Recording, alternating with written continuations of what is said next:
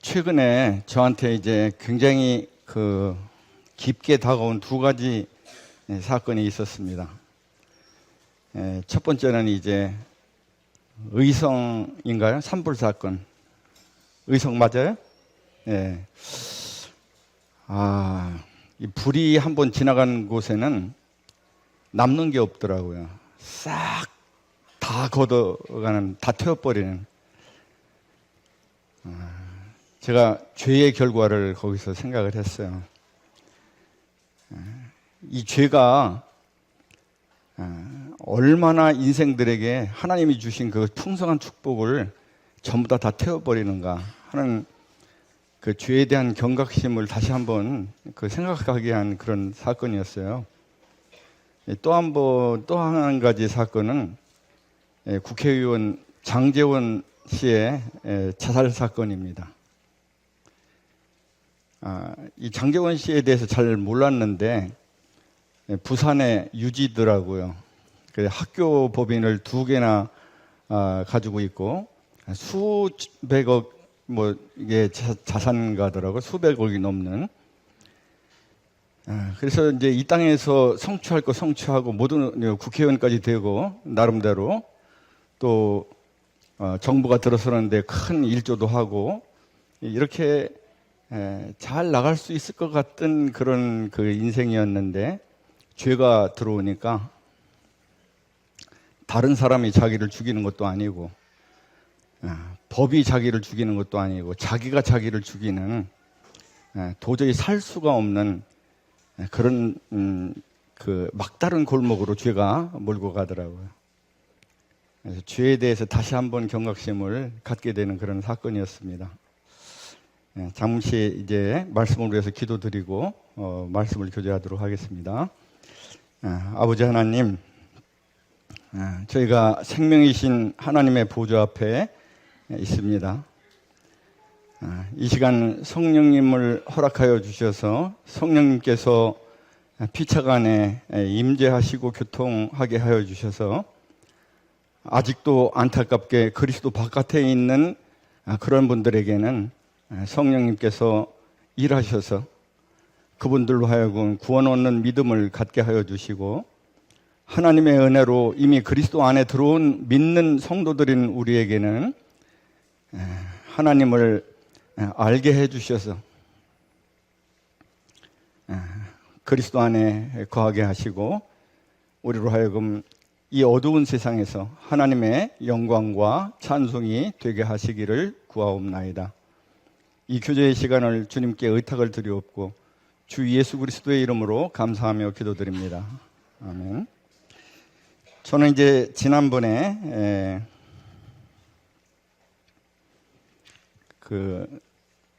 주님의 내 멍에를 메르라고 하는 그런 주님의 명령에 멜 수 있는 그 힘은 어디서 오나라고 하는 것을 이제 나눴는데 지난번에 2가지에 대해서 나눴습니다. 하나는 뭐냐면 우리가 진정으로 우리 마음 가운데에서 정직하게 원하는 것이 무엇인가, 그 원하는 것이 하나님이 아니면 이 영적인 그런 이 주님과의 생명적인 관계와 그에 따른 하나님이 예비하신 복은 누리기가 어렵다 하는 그런 말씀을 드렸고, 또 하나는 이제 겸손에 대해서 이제 나눴습니다.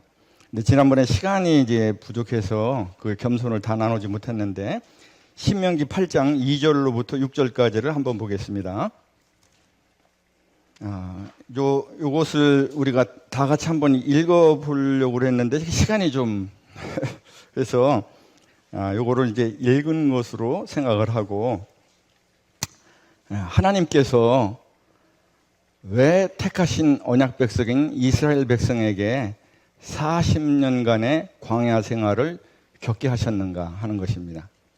이 신명기 8장 6절에 보니까 네 하나님 여호와의 명령을 지켜 그의 길을 따라가며 그를 경외할지니라.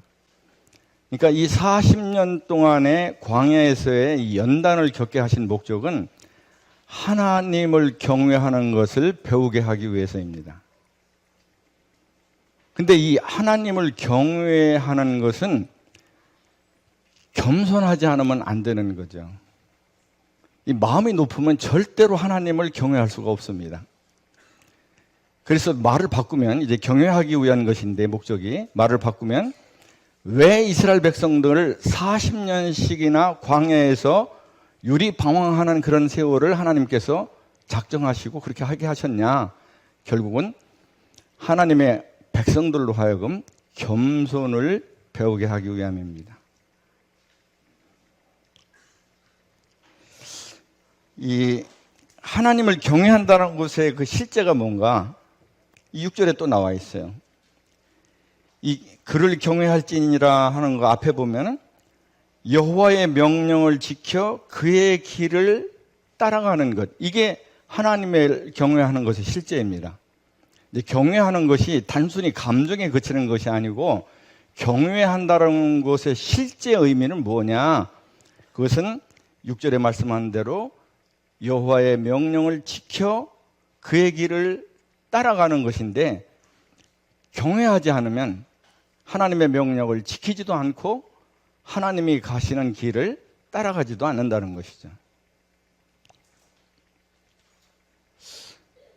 그래서 이제 우리가 성경을 읽을 때 성경으로부터 하나님은 경외를 받으셔야 할 분이다라고 하는 것을 못 깨닫게 된다 그러면 우리는 아주 생명적인 중요한 것을 놓치게 되는 겁니다.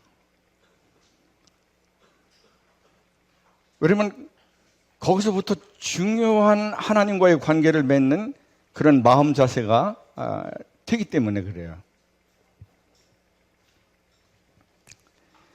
이 하나님께서 이스라엘 백성에 하신 모든 것에는 두 가지 목적이 있어요. 그래서 하나는 뭐냐면, 하나님의 행하시는 일에는 내가 숟가락을 얹을 게 없구나 하는 겁니다. 내가 한 것이 아무것도 없어요. 하나님의 행하신 그런 일에는. 또 하나는 뭐냐면, 하나님을 따라가는 데 있어서는 내 혼자 힘으로 되는 것이 아무것도 없구나 하는 것입니다, 결국은. 그것이 이스라엘 백성들에게 행하신 모든 하나님의 허락하심, 인도하심 가운데 있는 중요한 목적 중에 하나예요. 나를 알게 하는 것.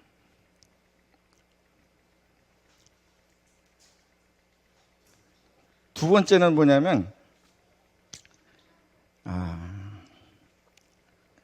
내게는 구원자이신 주님이 필요하구나 하는 것을 이스라엘 백성들로 하여금 절절히 뼛속 깊이 깨달아 알게 하기 위해서입니다. 첫 번째는 내가 누구인가를, 하나님 앞에서 누구인가를 깨닫게 하는 것이고, 두 번째는 나는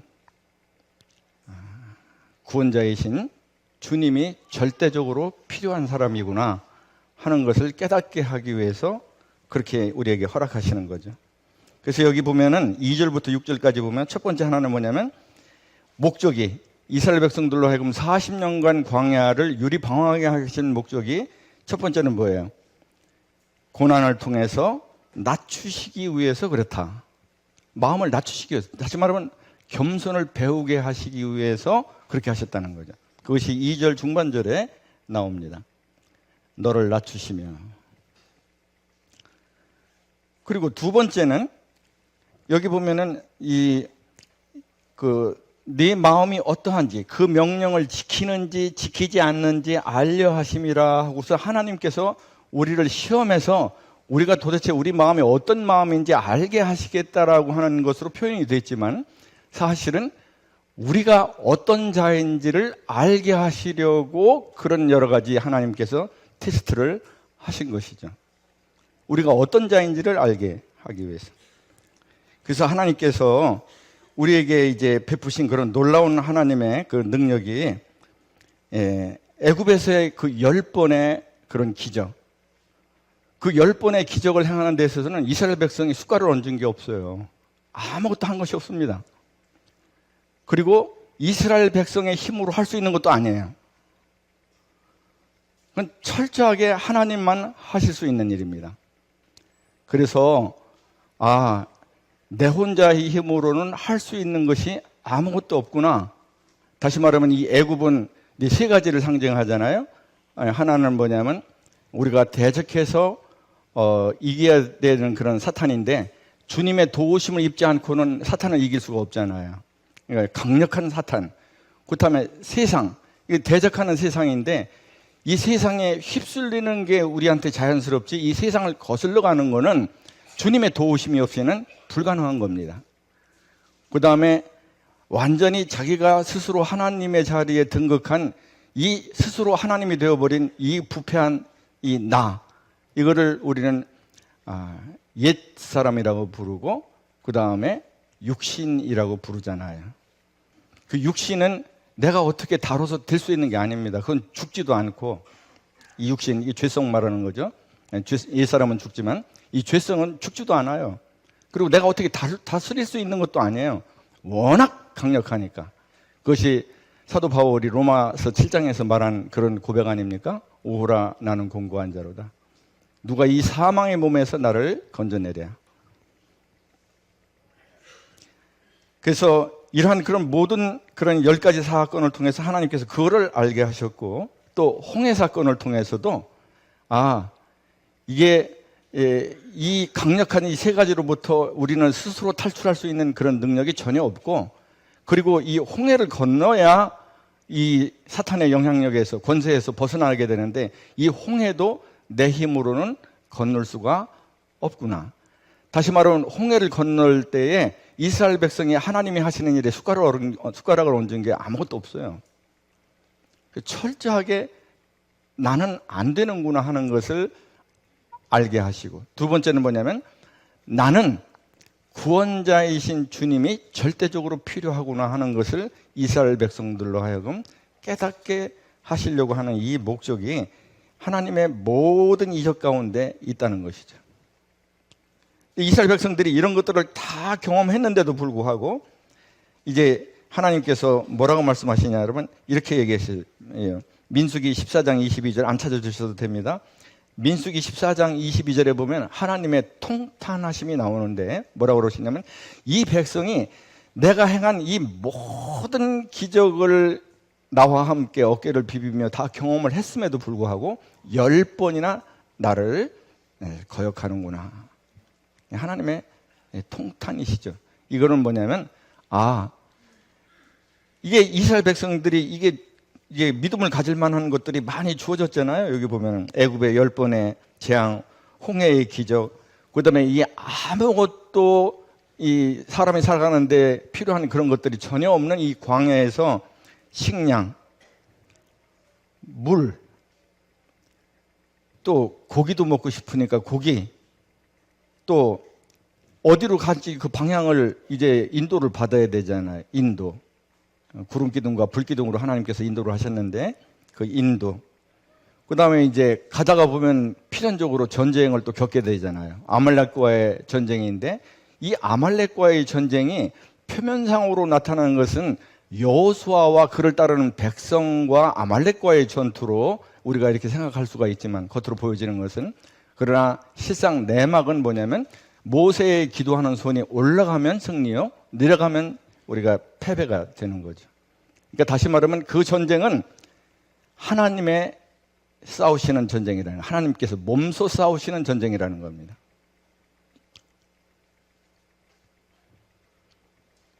그런 것을 통해서 하나님께서 이런 모든 것을 다 기적을 보여주시고 또 이스라엘 언약 백성들에게 하나님의 백성으로 살아가는 규범, 율법을 주셨어요. 그 다음에 그 율법을 앞으로 잘 지키겠다고 하는 그런 언약식을 하셨죠. 출애굽기 24장을 보면은 이제 번제와 속죄제물로 드리는 그런 희생제물의 피를 반으로 나눠서 그 반은 이제 제단 주위에 다 뿌리고 이제 하나님께 피를 뿌리는 그런 것이 되죠. 맹세를 하기 위해서. 또 하나는 뭐냐면 여러 양푼에다가 그 반의 피를 담아서 모든 이스라엘 백성들이 언약의 맹세를 할 때마다 뿌렸습니다. 피의 언약을 한 거예요. 이 피의 언약을 하고 그리고 성막을 그 안에 두셨죠.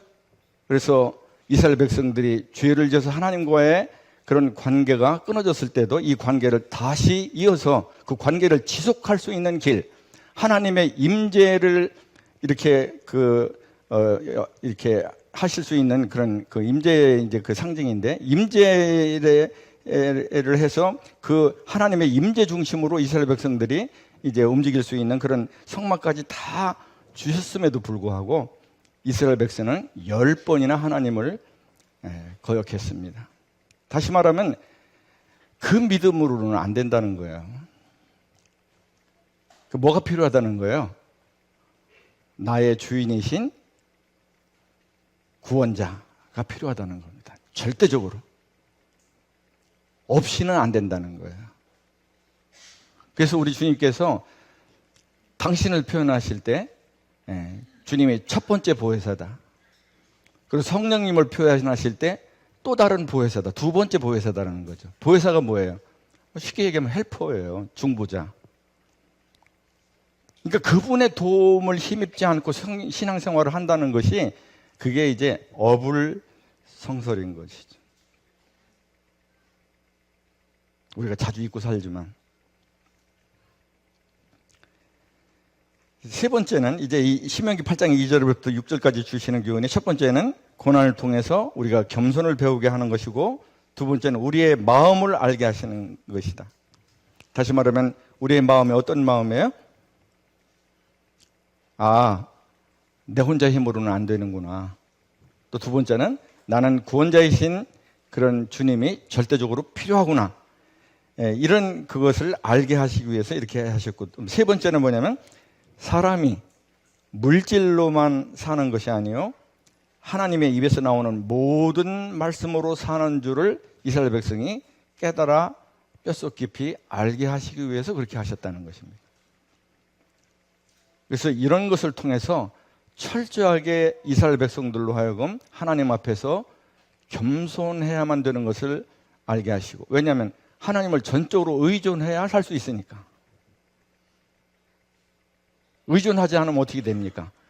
그냥 애굽에서 노예로 장자 다 죽여가면서 쉼없이 등어리에 회초리 채찍 맞아가면서 죽을 고생을 당하면서 종노릇하면 됩니다.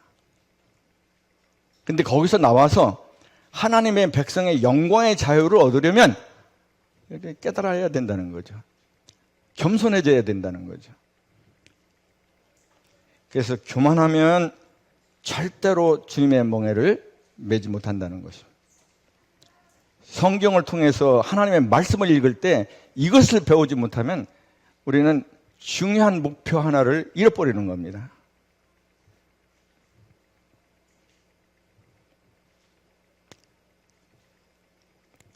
교만하면 절대로 주님의 멍에를 매지 못한다. 주님의 멍에를 매지 못하면 어떤 일이 일어날까요? 주님을 배우지 못한다는 겁니다. 주님을 배우지 못하면 어떻게 될까요? 주님의 길을 따라갈 수가 없다는 것입니다. 자, 이제 세 번째는 이제 신뢰에 대한 건데, 동영상을 한번 보도록 하겠습니다.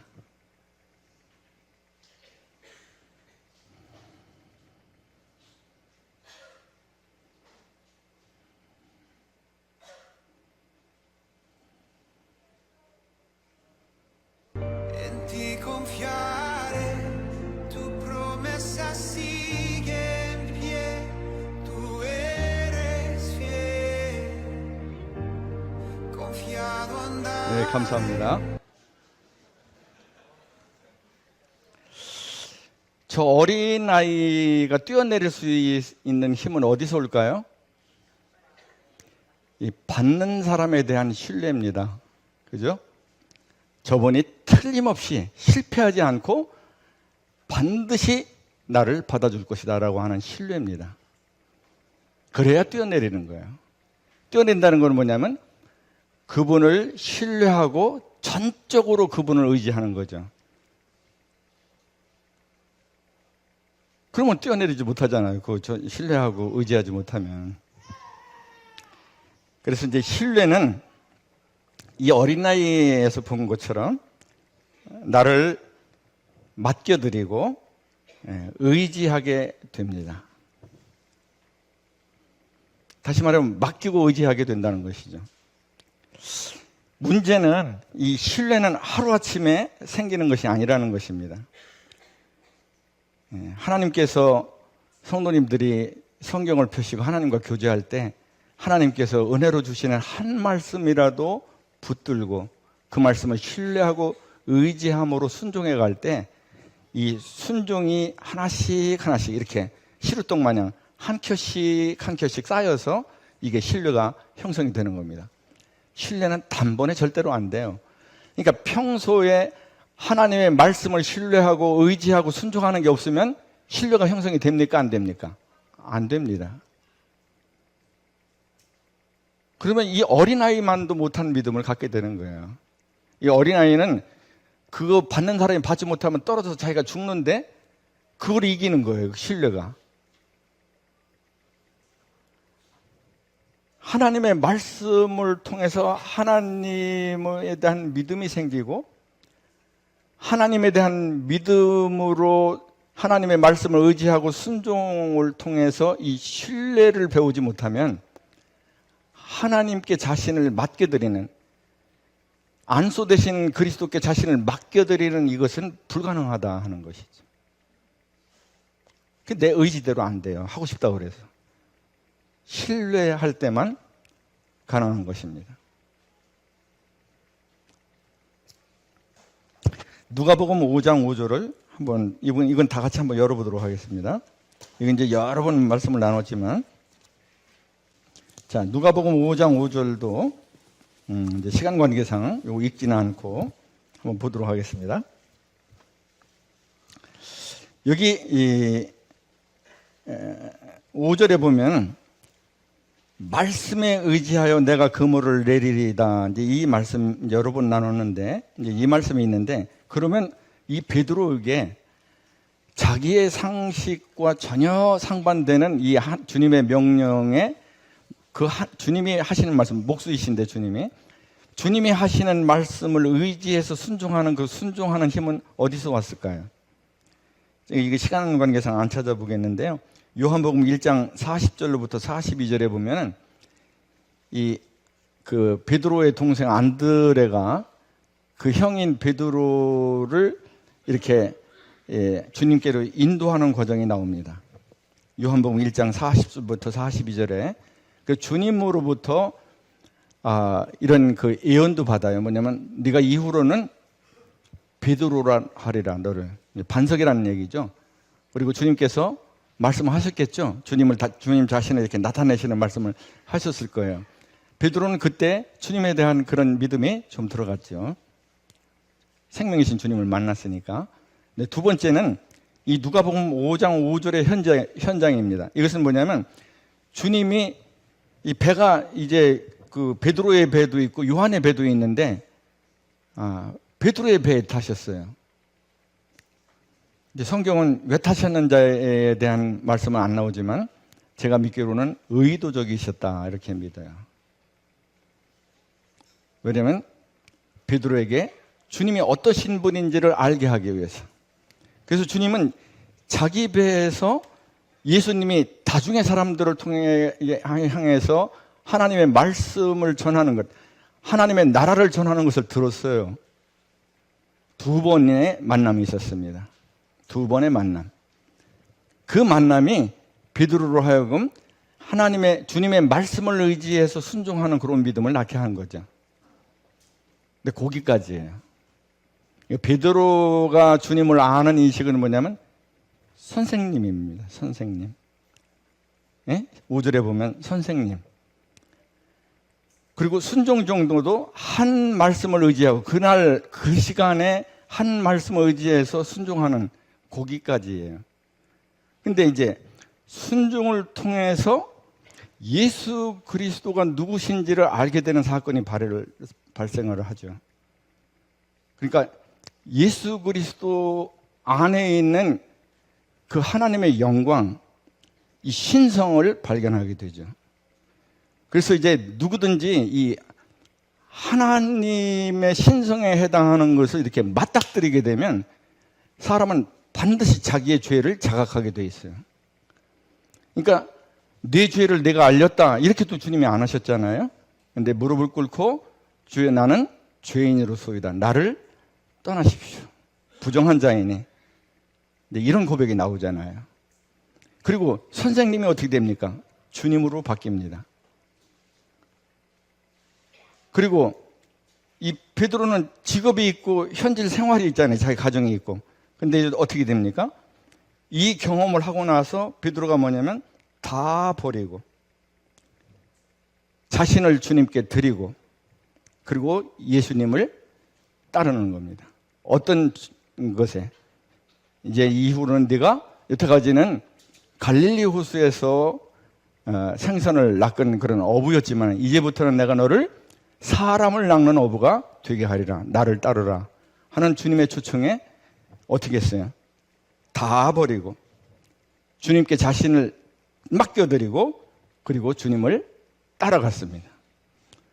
이게 신뢰가 가져오는 결과예요.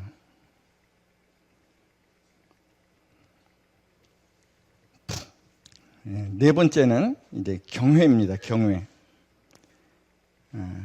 에스라 10장 3절. 제가 읽겠습니다. 곧 내 주의 교훈을 따르며 우리 하나님의 명령을 떨며 준행하는 자의 가르침을 따라. 그러니까 하나님이 하시는 말씀, 이 하나님의 명령을 어떤 자세로 사람들이 따르게 되냐 그러면 하나님을 경외할 때, 하나님을 마땅히 존중히 여겨야 할 분으로 알고 하나님을 두려워할 때 따르게 되는 거죠. 명령에 순종을 하게 되는 겁니다. 이 경외가 이 하나님을 경외함이 있어야 순종이 비로소 되는 것이죠. 여호수아 6장 17절로부터 18절을 한번 보겠습니다. 이건 다 찾아보겠습니다. 17절로부터 18절. 자, 김현찬 형제님 계시죠? 네, 여호수아 6장 17절 18절 읽겠습니다. 이 성과 그 가운데 있는 모든 것은 여호와께 온전히 바치되 기생 라합과 그 집에 동거하는 자들 모두 살려주라. 이는 우리가 보낸 사자들을 그가 숨겨 주었음이니라. 너희는 온전히 바치고 그 바친 것 중에서 어떤 것이든지 취하여 너희가 이스라엘 진영으로 바치는 것이 되게 하여 고통을 당하게 되지 아니하도록 오직 너희는 그 바친 물건에 손대지 말라. 자, 이 사건은 이제 성도님들이 다 아시겠지만 이제 여리고성을 정복하는 데 있어서 하나님께서 주어지신 말씀입니다. 근데 하나님께서 뭐라고 그러시냐면 여리고성에 있는 것은 사람은 남녀노소를 불문하고 그다음에 그 안에 있는 모든 그런 기물은 다 이제 하나님께 온전히 바친 것이 되었다 하는 것입니다. 근데 이제 이 온전히 바친 것은 이 세 번역에 보면 이렇게 되어 있어요. 전멸시켜서 바치는 희생제물 이렇게 되어 있습니다. 그러니까 온전히 바친 것이라고 하는 의미가 전멸시켜서 바치는 희생제물이에요. 그러니까 이것은 부정한 거기 때문에 전멸시켜서 하나님께 바쳐드려야 됩니다. 여기에 대한 하나님의 경고의 말씀은 뭐냐면 no touch, 만지면 안 되는 거예요. 이거는 만진다는 말은 뭐예요? 내 것으로 삼으면 안 된다는 겁니다. 근데 아간이 어떻게 했습니까? 만졌습니다. 자기 것으로 삼았어요. 어떻게 됐어요? 죽었어요. 죽임을 당했어요.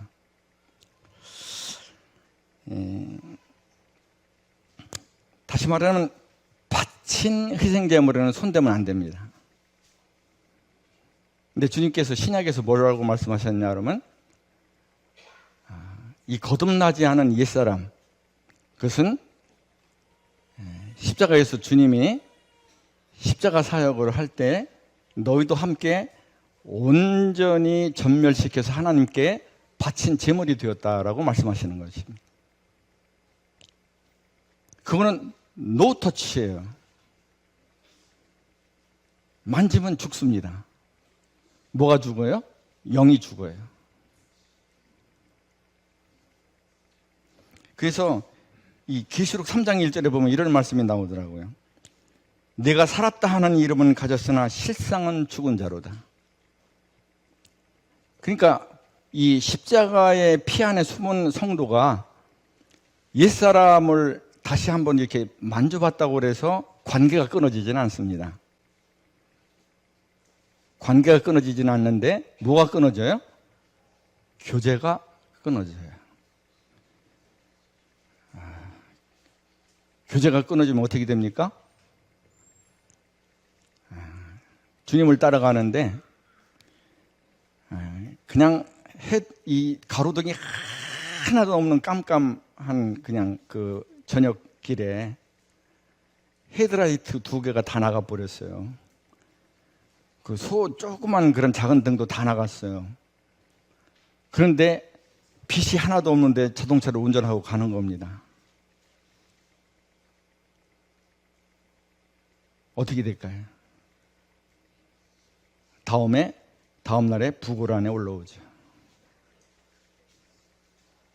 그리고 주님을 따라갈 때는 반드시 그분으로부터 지혜와 능력을 공급을 받아야 되잖아요. 근데 교제가 끊어지니까 그리스도 안에서 지혜도 공급을 못 받고 권능도 공급을 못 받아요. 그러니까 게임은 끝난 겁니다. 영적 생활이 안 돼요.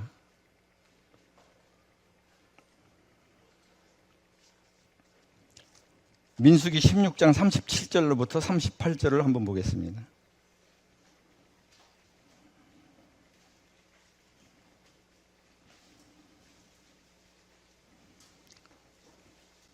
김현찬 형제님 37절 38절 한번 읽어주시기 바랍니다.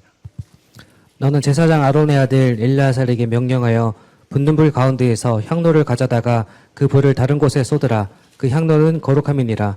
사람들은 범죄하여 그들의 생명을 스스로 해하였거니와 그들이 향료를 여호와 앞에 드렸으므로 그 향료가 거룩하게 되었나니 그 향료를 쳐서 제단을 쌓는 철판을 만들라.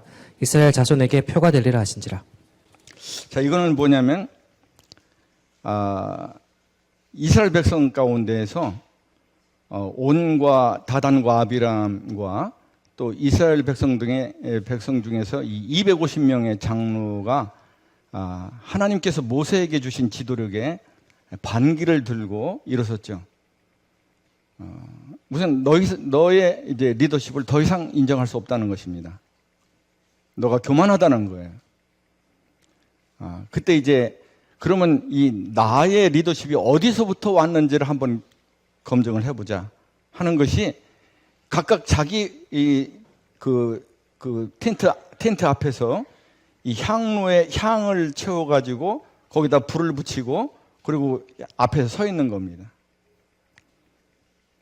그때 하나님께서 어떻게 하셨냐 그러면 고라와 다단과 아비람 이 사람들과 그다음에 250명이 서 있는 그런 그 땅을 그냥 무너지게 하셨어요. 지진이죠. 그래서 다 그냥 집기와 사람이 다 함께 빠져서 그냥 다 멸절돼 버리는 그런 것을 통해서 이 모세의 지도력이 하나님으로부터 온 것을 증명하셨어요. 근데 그렇게 하고서 뭐라고 그러냐면 이 불이 이제 또 불이 나와가지고 또 250명의 이 장로들을 또 다 태워서 죽이잖아요. 근데 그렇게 하고서 이 향로만 남았는데 그 향로를 주님께서 뭐라고 그러냐면 이것은 어떻게 해석하냐면 이거는 여호와께 드림받은 것이다 하는 것입니다. 다시 말하면 여호와께 바쳐진 것이라는 거예요. 그래서 이것은 다시는 속된 것으로 되돌릴 수가 없는 겁니다. 그래서 만약에 이것을 하나님께 거룩히 구별해서 하나님의 것으로 드리지 않고 사람들이 속된 것으로 이것을 사용하게 되면 어떻게 되는 겁니까? 죽는 겁니다. 죽어요. 그래서 성경은 뭐라고 얘기하냐 그러면 이건 안 찾으셔도 됩니다. 고린도전서 6장 19절로부터 20절에 너희는 값으로 산 것이 되었으니 너희는 너희 것이 아니라 그리스도의 것이라고 말씀하고 있습니다. 다시 말하면 우리가 십자가의 구속을 받아들이고 하나님의 의를 덧입고 구원을 받았을 때 우리는 그리스도의 것으로 구별이 되었고 그리스도께 드려진 자가 되었으며 바쳐진 자가 되었다는 것입니다. No touch. 다시 그것을 내 것으로 삼으면 안 돼요. 그러면 죽는 거예요.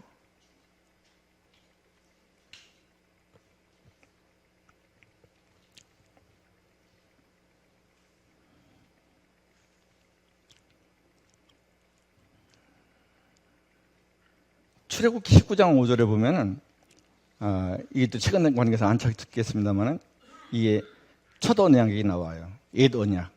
그건 뭐냐면 너희가 내 말을 잘 듣고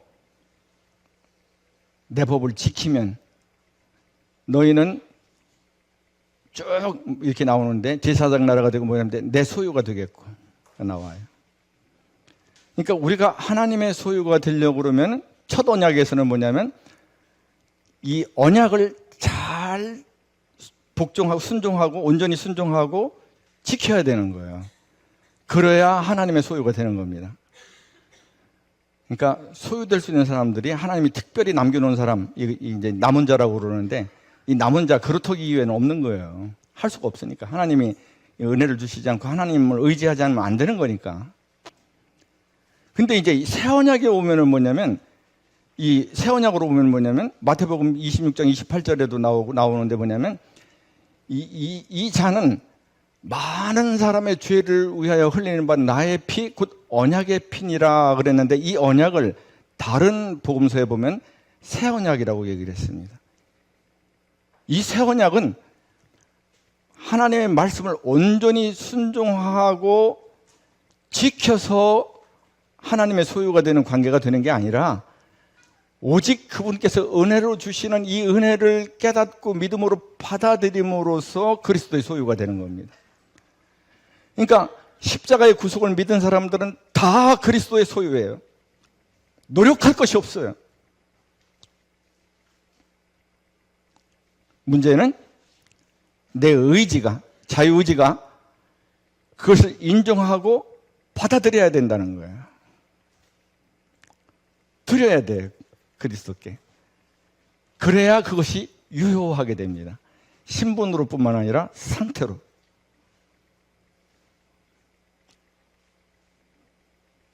하나님께서는 그 아들을 저 골고다 십자가에 세우시고 그 아들의 피를 아낌없이 흘리게 하셔서 너희는 내 것이라 이것을 믿는 자마다 그러시는데 우리는 드리질 않았어요. 그 그리스도의 소유가 상태적으로 안 됐습니다. 하나님이 보시기에, 하나님 보좌 우편에 계시는 우리 주님이 보시기에 이것처럼 안타깝고 우리 충청도 말로는 허첨지라고 그러는데 허첨지 나는 게 이 단어의 뜻을 모르시면 이제 조용히 절 찾아보세요. 허첨지 나는 게 없을 거라고 생각해요.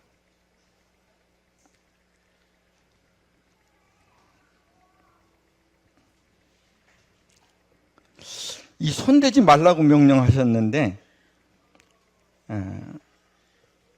손을 댔을 때 하나님의 해석이 우리가 좀 생각을 해봐야 될 겁니다. 첫 번째는 뭐냐면 이건 안 읽어도 됩니다. 민수기 20장 12절에서 뭐냐면 왜 하나님의 백성이 하나님의 명령을 불순종하느냐? 그 원인이 뭐냐? 첫 번째 하나는 뭐냐면 나를 믿지 않았다라고 얘기합니다. 그게 민수기 20장 12절에 나와요. 믿지 않은 거예요.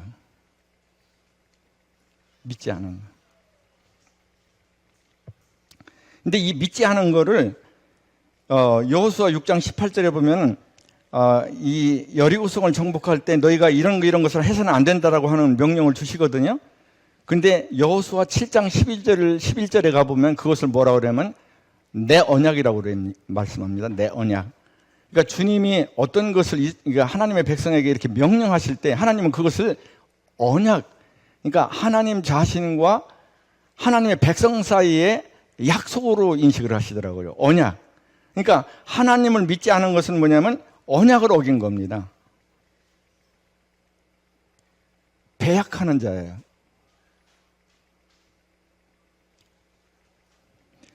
두 번째는 민수기 14장 23절에 나오는데 왜 하나님의 백성들이 하나님의 명령을 어기냐? 불순종하냐? 너희가 나를 멸시했다라고 얘기합니다. 멸시한 거예요. 왜 멸시할까요? 하룻강아지이기 때문에 그렇습니다. 하룻강아지. 하룻강아지는 아무것도 몰라요. 그러니까 자기를 잡아먹는 호랑이 앞에서도 담대할 수 있는 겁니다. 하룻강아지이기 때문에 멸시하는 거예요.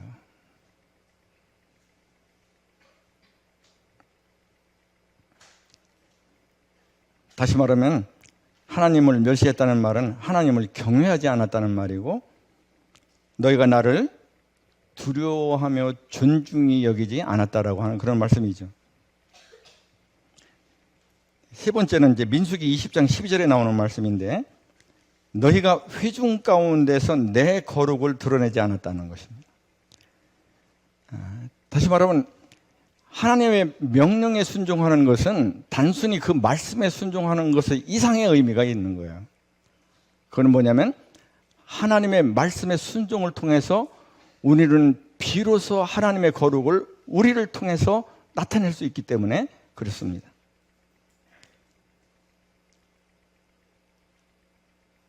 거기에 대해서 하나님께서 진노하셨어요.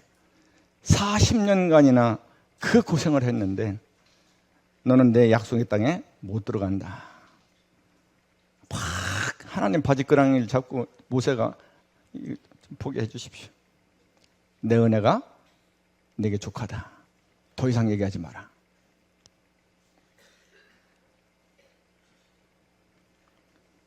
그러니까 하나님의 백성이, 특히 그 아들의 피로 구속받은 백성이 삶에서 하나님의 말씀을 순종하지 않아서 하나님의 거룩을 드러내지 않을 때 하나님은 모세에게 가졌던 감정과 동일한 감정을 가지시는 거죠.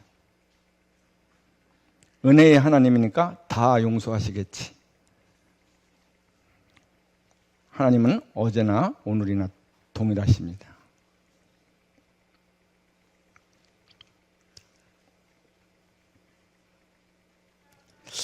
여기서 배울 수 있는 것은 결국 신앙은 나를 나타내는 것이 아니고 내 안에 계신 주님을 나타내는 것이다라는 것을 알 수가 있습니다.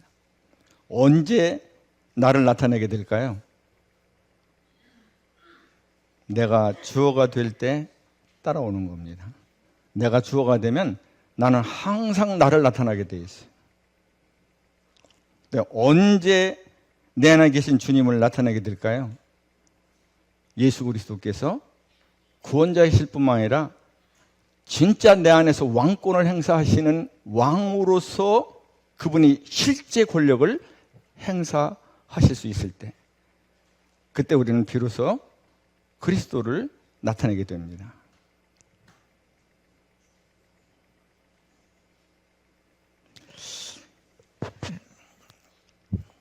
그래서 이걸 정리해 보면 하나님을 신뢰하지 않으면 우리는 하나님을 멸시하게 되어 있고, 하나님을 멸시하면 말씀의 순종을 통해서 하나님을 예배하지 않게 되어 있습니다.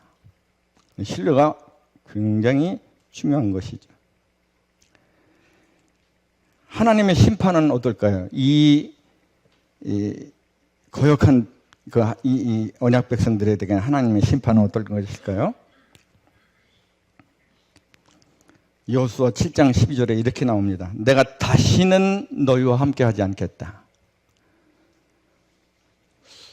그게 심판이 되나? 여태까지도 하나님 없이 내가 혼자서 내 팔 흔들면서 잘 살았는데, 혹시 그렇게 생각하시는 분은 이제 없을 걸로 생각이 되는데, 만약에 그렇게 생각이 되신다면 마태복음 20장 28절의 마지막에서 주님께서 쭉 말씀하시면서 볼지어다 내가 세상 끝날까지 너희와 항상 함께 있을 것이다. 이 말씀은 하실 필요가 없잖아요. 주님께서 함께 하셔서 그분이 나와 연합을 하셔서 여태까지 얘기했던 안수와 마라수와 같이 또 나는 그분께 내 자신을 드려서 뗄래야 뗄 수 없는 이 매임 안에 이렇게 두어가지고 성경에 시편 16편 8절에 보니까 내가 내 여호와 하나님을 항상 내 앞에 모시며, 하나님을 항상 내 앞에 모신다는 것은 이 연합되어 있는 상태의 주님과 나와의 관계를 잘 표현해 주는 겁니다. 이렇게 연합이 되어 있는데 항상 여호와 하나님을 내 앞에 모신다는 거예요. 그건 뭐냐면 앞서가시는 하나님을 내가 항상 따라간다는 것이죠. 모신다는 뜻은. 항상 주님이 주권을 행사하시는 거예요, 이게. 근데 매여 있는 상태로 된다는 거죠. 자유의지를 넘겨드린 상태로. 내 주권을 넘겨드린 상태로. 근데 이게 억지로의 넘겨드린 게 아니에요. 억지로의 순종이 아니에요. 그 성경이 참 놀라운 거예요. 성경은 뭐라고 그러냐면, 안식년에 이제 종을 놔줘야 되는데, 그 종이, 이 성경에 나와요. 저가 주인을 사랑함으로. 주인을 사랑하기 때문에 나는 자유인이 되는 것을 원치 않습니다.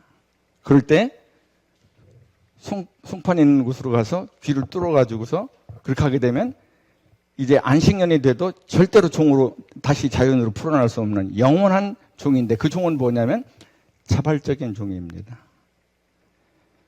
십자가는 우리를 자발적인 종이 되게 하게 하는 능력이 있어. 깨달은 사람.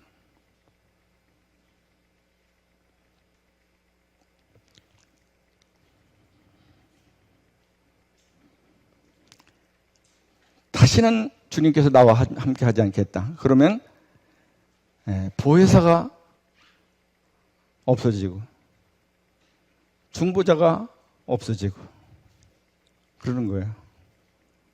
나 혼자로는 안 되는 겁니다. 이 길이. 두 번째는 뭐냐면 이게 이 출애굽기 33장 13절에 나오는데 하나님의 길이 안 보인다. 이게 이제 하나님의 심판이에요. 사무엘상 3장 10절에 나오는데 하나님의 음성이 안 들린다. 다시 말하면 하나님의 인도를 받지 못하는 겁니다.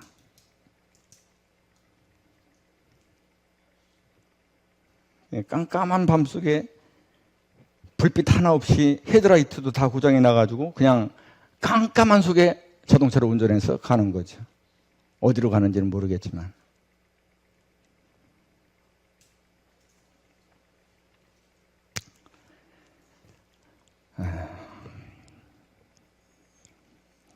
다섯 번째는 이제 기쁨에 대해서 우리가 교제를 좀 하려고 그러는데,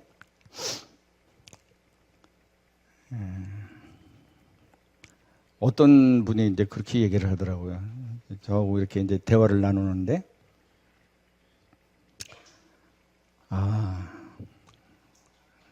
그분이 이제 골프에 꽂혔대요, 자기가. 그래가지고서 골프가 얼마나 좋은지 모르겠다는 겁니다. 그래서 새벽 3시에 저 지방에 있는 그런 골프장을 가기 위해서 새벽 3시에 일어나서 운전해서 가는데도 입에서는 룰루랄라가 나오고 하나도 안 피곤하고 몸이 날아갈 것 같고 그렇게 기쁠 수가 없다는 거예요. 근데 만약에 저보고 새벽 3시에 느닷없이 일어나서 골프장에 가서 골프를 쳐라 이렇게 누가 얘기를 한다면 그건 죽음이죠. 죽음.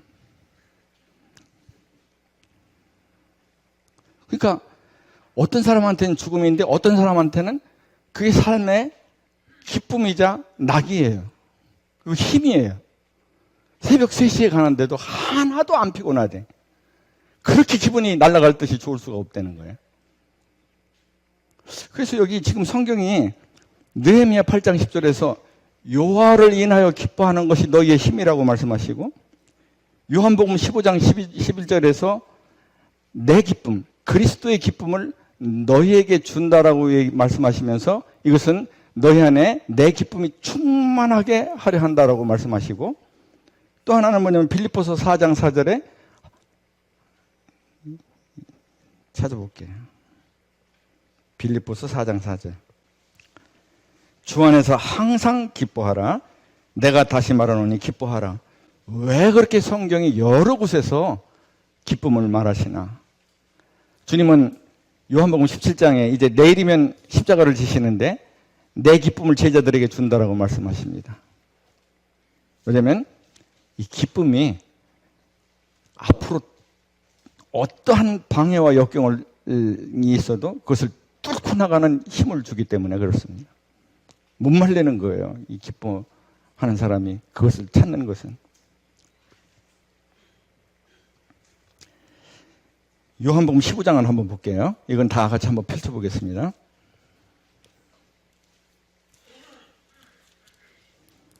자, 요한복음 15장에 보면은 이거를 다 읽을 수가 없어서 그냥 제가 하겠습니다. 자, 요한복음 15장 5절에 보면은 주 안에 거해서 열매를 많이 맺는 삶. 근데 우리가 실제 이렇게 믿음으로 살아보시는 성도님들은 다 경험하시겠지만 주 안에 거해서 열매를 많이 맺는 삶을 사는 성도님은 하나님과 그분 자신만이 아는 기쁨이 있어요. 두 번째는 요한복음 15장 7절인데 주 안에 거하고 주의 말씀이 내 안에 거하는 사람. 그 사람은 주 안에서 기도하는 대로 응답을 받습니다. 자기가 구하는 것에 그리스도 안에서입니다.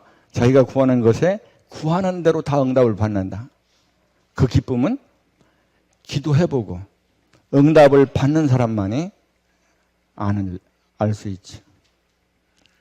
기쁨이 있습니다. 자, 근데 이 첫 번째하고 두 번째 열매를 주 안에 거해서 많이 맺는 삶, 그 다음에 그 주의 말씀이 주 안에 거하고 주의 말씀이 내 안에 거해서 주 안에서 기도하는 대로 응답받는 삶은 뭐예요? 주님과 나와의 관계예요. 근데 여기 보면은 요한복음 15장 10절에 있는데 요한복음 15장 10절에 뭐라고 나옵니까? 내 사랑 안에 거하라라고 하는 말씀이 나오죠. 서로 사랑하라는 주의 계명을 지켜 주의 사랑 안에 거하는 삶. 요거는 뭐냐면 주님과의 관계 안에서 이웃과의 관계예요.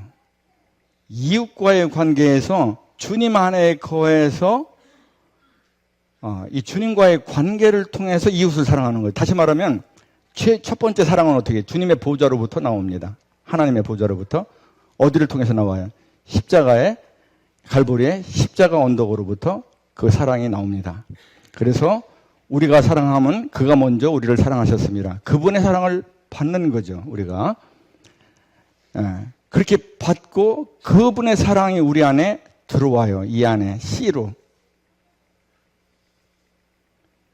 그렇게 하고 그렇게 주님의 사랑을 받고 주님께서 그처럼 사랑하시는 이웃을 나도 하나님을 사랑함으로 이웃을 사랑하게 되는 겁니다. 이게 이제 서로 사랑하라는 것에 이게 있게 되거든요. 이렇게. 그래서 이제 이 서로 사랑하는 주의 계명을 지켜 주의 사랑 안에 거하는 삶을 살게 되면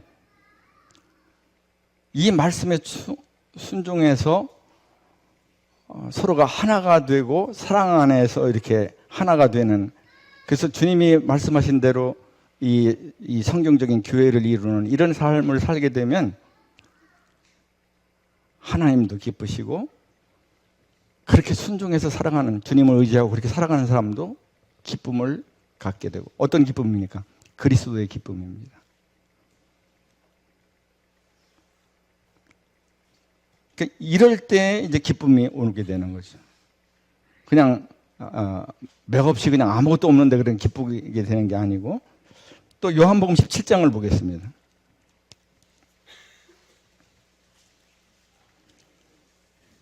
요한복음 17장에 보면 3절에 영생은 곧 유일하신 참 하나님과 그가 보내신 자 예수 그리스도를 아는 것이다. 그러니까 하나님과 하나님의 보내신 자 예수 그리스도, 우리 주 예수 그리스도를 아는 것에는 반드시 기쁨이 따르게 되어 있습니다. 성도님들 경험해 보셨을 겁니다. 두 번째는 뭐냐면 요한복음 17장 8절에 나오는데 하나님의 말씀을 깨달음으로 받게 되는 것. 이 하나님의 말씀을 받을 때는 반드시 기쁨이 와요. 경험해 보셨죠? 큐티 하실 때. 그 다음에 17장 4절에 보면 주님께서 하라고 주신 일을 이루어 하나님을 이 세상에서 영화롭게 할 때 그때 그리스도의 기쁨이 내 안에 충만하게 됩니다.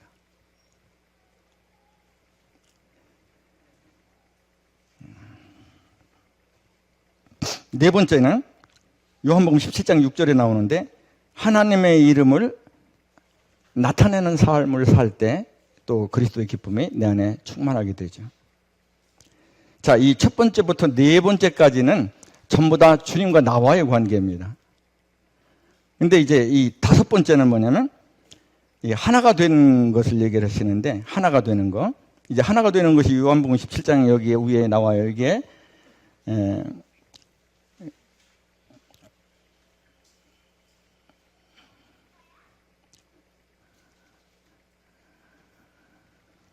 11절에 나오네요. 하나가 되게 하옵소서 그렇게 말씀하셨죠. 하나가 되게. 이게 하나가 된다는 게 어떻게 해야 이게 그 성도들이 하나가 될까요?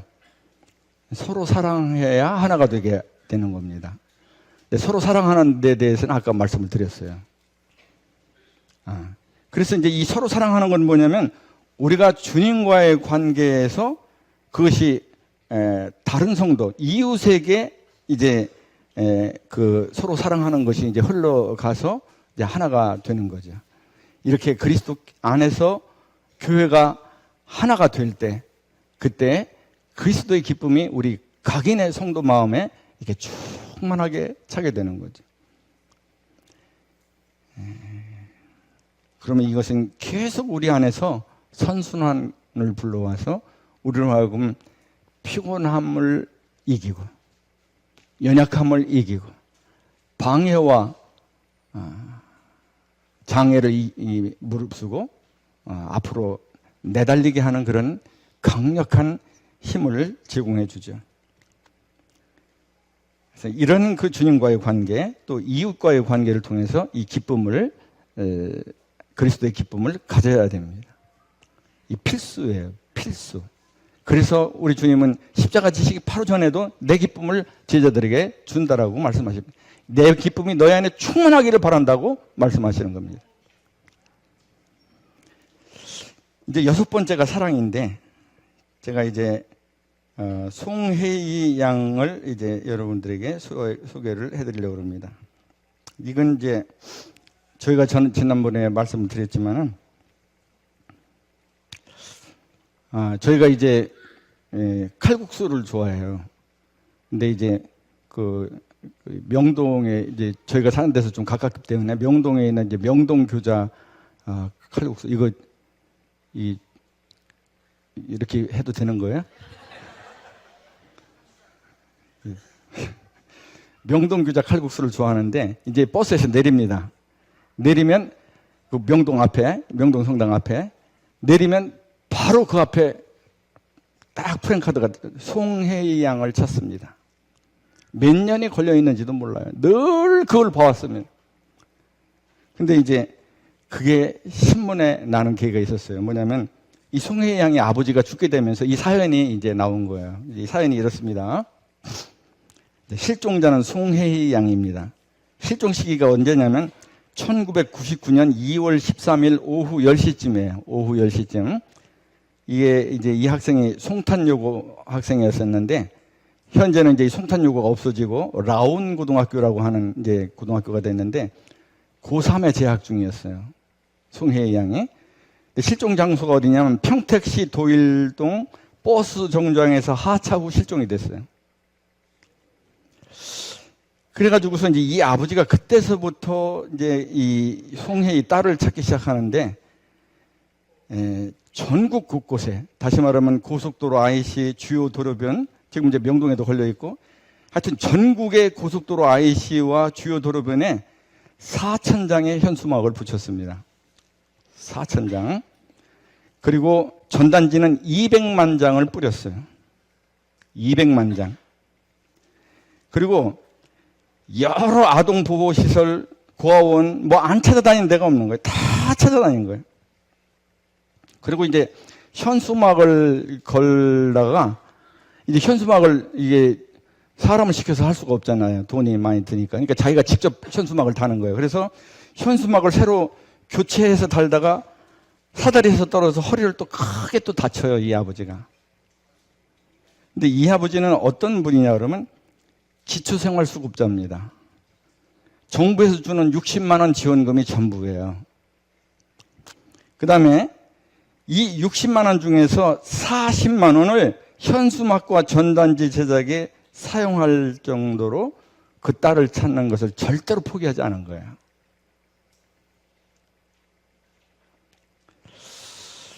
혹시 딸 전화가 오는데 딸이 가지고 있는 전화번호로 자기가 못 받을까 봐서 이 106 전화번호, 이거는 이제 없어진 지가 오래됐는데 106 전화번호를 바꾸지는 않았다는 거예요, 핸드폰을. 그러고서 이제 이게 60만 원 중에 40만 원 가지고 이게 비용을 다 못 대니까 이분이 전국을 다니면서 호떡을 판매를 했어요. 그래서 번 돈도 전부 딸을 찾기 위해 다 쏟아부은 거예요. 그리고 이제 이 트럭에, 이제 호떡 장사 트럭에 대해서 하는데 딸의 사진을 이렇게 붙여놓고 송혜희 양을 찾습니다. 그리고 전국을 돌아다니신 겁니다. 이분이 그렇게 딸을 찾는 것이 의무일까요? 안 그러면 그렇게 해야 되는, 아버지로서 해야 되는 당위성 때문일까요? 안 그러면 사람들에게 인정받기 위해서 그렇게 하신 걸까요? 하나밖에 없잖아요. 사랑하기 때문에. 내 속으로 낳은 자식이기 때문에, 사랑하기 때문에 그렇게 했잖아요. 그래서 이 사랑은 이게 자기 자신을 전부 쏟아넣는 능력이 있더라고요. 힘. 못 쏟아넣는다. 여러 가지 원인이 있겠지만 사랑하지 않기 때문입니다. 아직 사랑을 몰라요.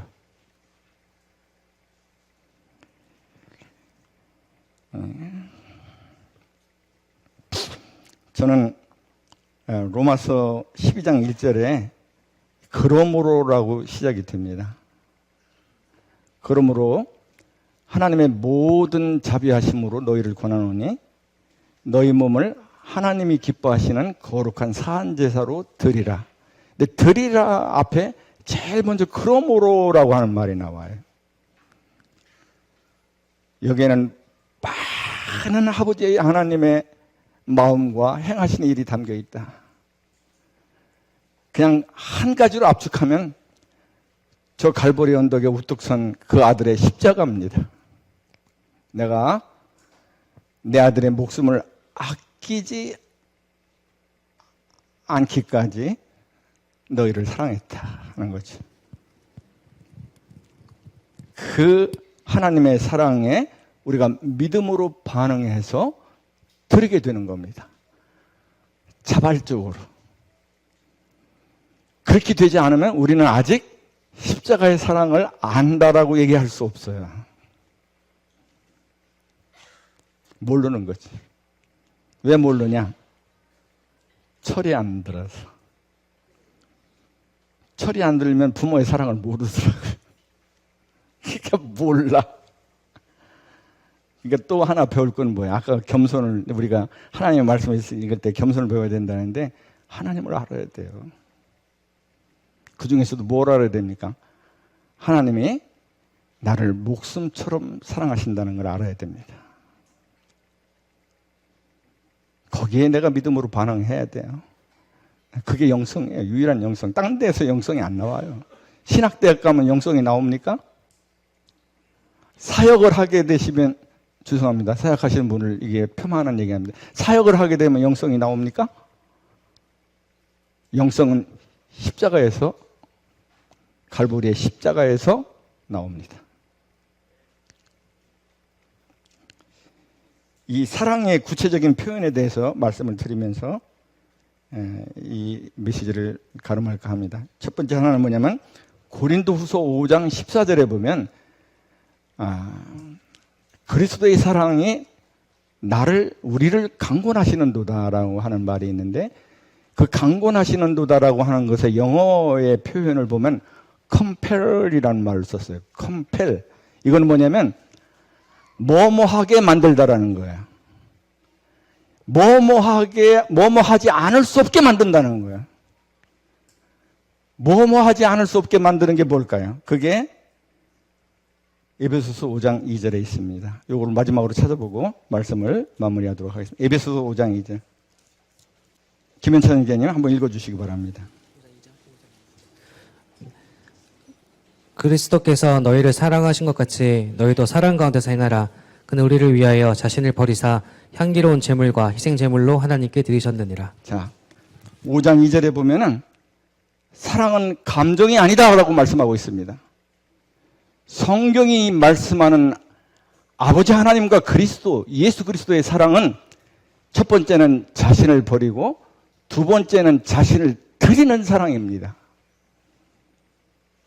십자가가 그래요. 그리고 십자가는 우리로 하여금 그렇게 하지 않을 수 없도록 만드는 겁니다. 강권하시는 겁니다. 사랑은 감정이 아닙니다. 사랑은 우리 주님처럼 자신을 버리고 하나님께 자신을 드리는 것입니다. 우리 다 같이 이런 믿음을 갖고 주님을 기쁘시게 해드리길 바랍니다. 감사합니다.